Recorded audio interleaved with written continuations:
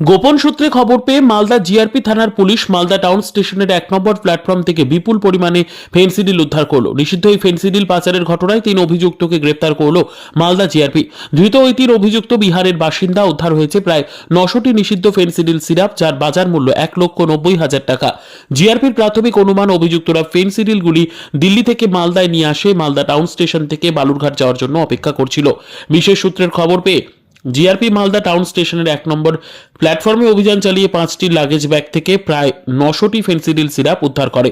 অভিযুক্তরা এই ফেন্সিডিল সিরাপের বোতলগুলি বালুরঘাটের হিলি সীমান্ত দিয়ে বাংলাদেশে পাচারের ছক কষেছিল বলে জানা যাচ্ছে।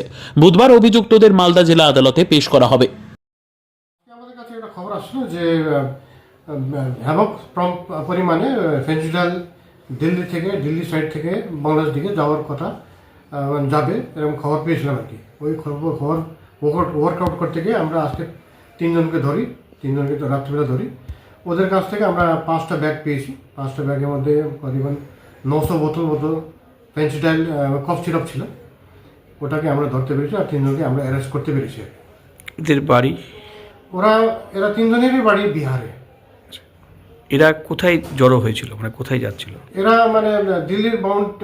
দিল্লি থেকে আসছিল, এখানে মালদা নেমে আবার ওই দক্ষিণ দিনাজপুর হিলি সাইড দিয়ে যাওয়ার ওদের প্রোগ্রামটা ছিল, যেটুকু আমি বুঝলাম আর ওটা বাংলাদেশ দিকে যাওয়ার কথা।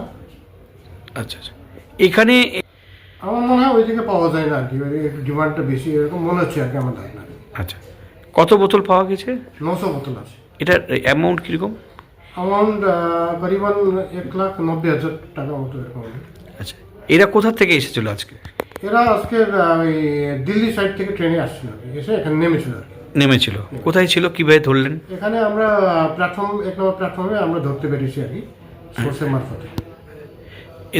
ওদের বাড়ি হচ্ছে সবাই 3 জনেরই বাড়ি বিহারে। আচ্ছা, এরা এখান থেকে কি ট্রেনেই যেত? আর এখান থেকে ট্রেন ধরার জন্য, বালুরঘাটের ট্রেন ধরার জন্য ওরা এখানে দাঁড়িয়েছিল আর কি। এবং এরা যেটুকু বুঝলাম আর কি, এরা টুয়ার্ডস বর্ডার পার করার জন্য নিয়ে যাচ্ছিল বাংলাদেশ।